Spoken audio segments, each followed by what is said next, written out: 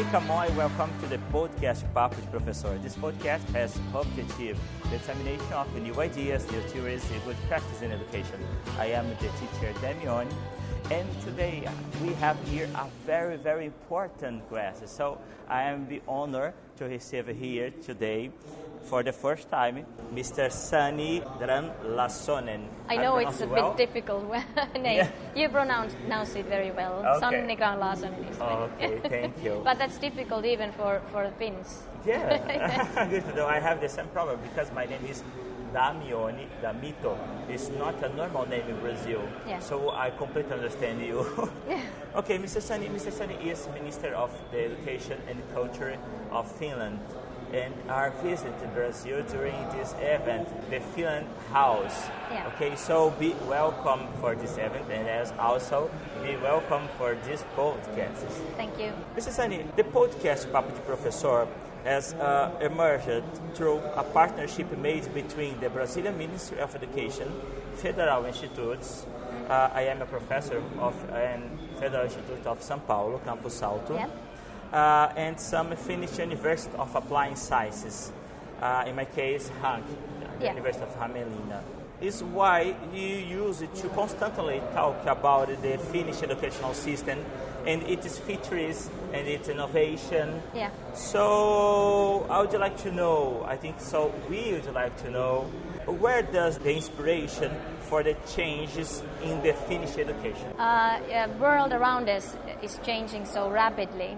So we have to constantly redesign and restructure our education system. Although Finnish education system is well known worldwide, and we're at the top of different rankings, like learning evaluations or learning. Where come from these ideas? For instance, to use more the methodology has. Student-centered or project-based learning. Yeah. Who fostered it? Well, in Finland, I want our education policy to be based on research. So it's very research-based. We know so much more about learning than we did before. So we want to use that research and that information to improve our education system. In your opinion, what is the start of art of an educational system? I know it's a hard question to ask, but what is the dream? The educational system has a dream. Yeah. Well, I think educational system is never ready. Although we're one of the top countries in education, we want to follow what's going on in the world, and we want to. At the moment in Finland, we speak very much about how education is changing, how the students need general knowledge, a good basis, but still we need like more skills like communication skills, social skills, multiliteracy.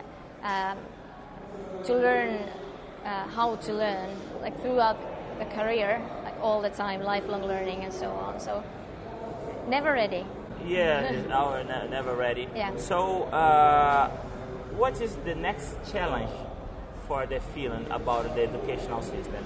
We know, we realize that you are making a lot of changes nowadays about that. Yeah.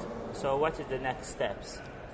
At the moment, we're updating learning methods and learning environments, and I want to see more digital learning. Like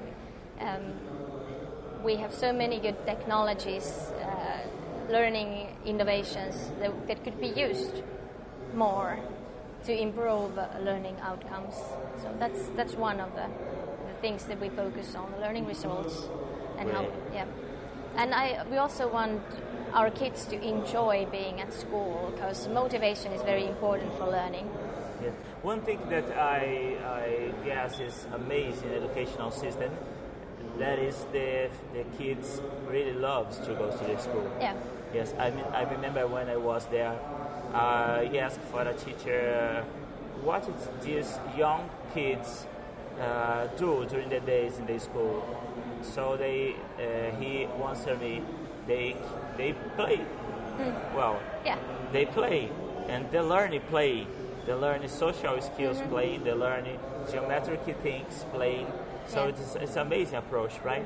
It is amazing, and of course it's very important to learn mathematics, to learn like literacy is important, to learn the subjects. But still, I think it's you learn more if you think it's fun. So I think we should more focus on how to feed curiosity.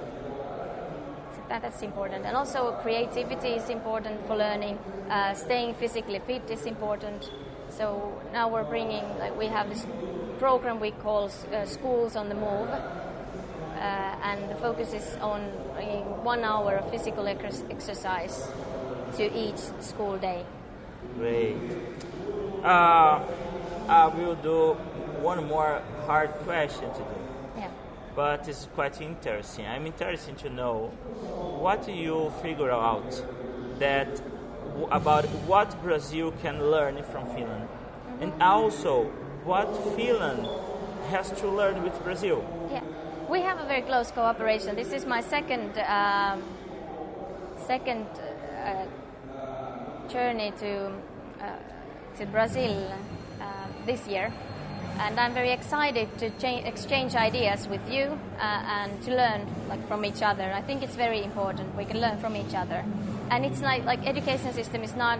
It's not possible to copy an educational system, but you can learn and exchange ideas, and that's important. Have some specific points that you realize that we need to improve here in Brazil, and a specific point has to improve in Finland that we are solved it already. I think it's very difficult to give advices from outside. I think you should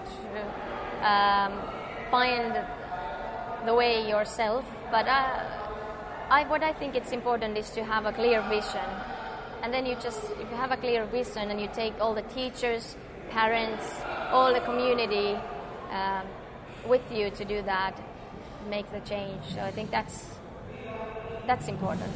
And also, I always say that the secret of Finnish education is our teachers.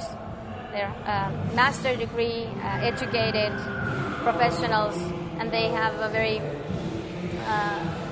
we give them freedom, pedagogical freedom, autonomy to do their work and be professionals.